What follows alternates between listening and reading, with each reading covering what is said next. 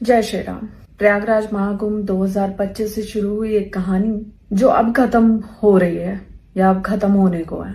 इस एक साल में मैंने बहुत सारे विरोध का सामना किया है। प्रयागराज से शुरू हुआ था वो विरोध, लगा कि अब ठीक होगा, महाकुंभ के बाद ठीक होगा। लेकिन मैंने जो कुछ भी करने की कोशिश की धर्म के रास्ते पे चलते हुए, मैं क्या कर रही थी? मैं कोई गलत काम नहीं कर रही थी, मैं चोरी चकारी नहीं कर रही थी, मैं लूटपाट नहीं कर रही थी, मैं बलात्कार नहीं कर रही थी। लेकिन मैं जो भी धर्म के रास्ते पे आगे बढ़ने के लिए कर रही थी उसे बार बार रोका गया, मेरा मनोबल बार बार तोड़ा गया। जिनको लगता है कि महाकुंभ से अभी तक मैंने धर्म को धंधा बना के करोड़ों रुपए छाप लिए, मैं आज बहुत उधारी में हूँ।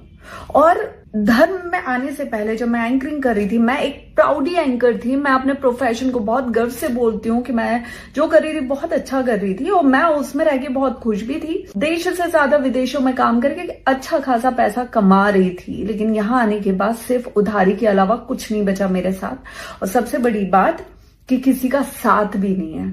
आज मैं ये सब आपको क्यों बोल रही हूँ? क्योंकि मैंने लगातार इस एक साल में जो कुछ भी करने का प्रयास किया है उसे रोका गया है, उसे तोड़ा गया है, उसमें विरोध उत्पन्न किए गए। और यही सेम चीज इस बार माघ मेला में भी मेरे साथ हुई है, जिसकी वजह से मैं बहुत ज्यादा हताश हुई हूँ। जबकि मैंने ऐसा कुछ भी नहीं किया जिसकी वजह से मेरा विरोध किया जाए। लेकिन विरोध करना शायद हमारे देश में यही एक चीज बहुत आसान है। और एक लड़की के साथ अगर आप उसका मनोबल नहीं तोड़ पा रहे हो, कुछ नहीं कर पा रहे हो, तो उसके चरित्र का हनन करो, फिर तो वो टूटेगी ही टूटेगी। तो भाई आप अपना धर्म अपने पास रखें। मैं कोई माँ सीता नहीं हूं जो मैं अग्नि परीक्षा दूंगी। एक साल से जितनी परीक्षाएं देनी थी, जितना जो करना था मैंने कर लिया। अब बस बहुत हुआ।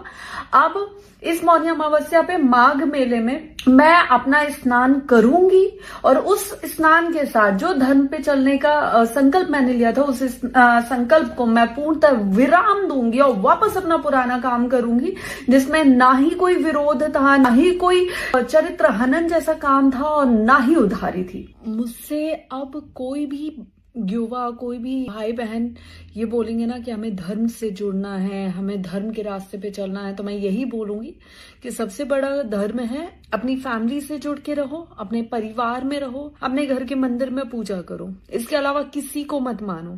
मेरा इस धर्म से जाना सिर्फ जाना नहीं होगा, एक विद्रोही मानसिकता लेकर जाना होगा। जय श्री राम।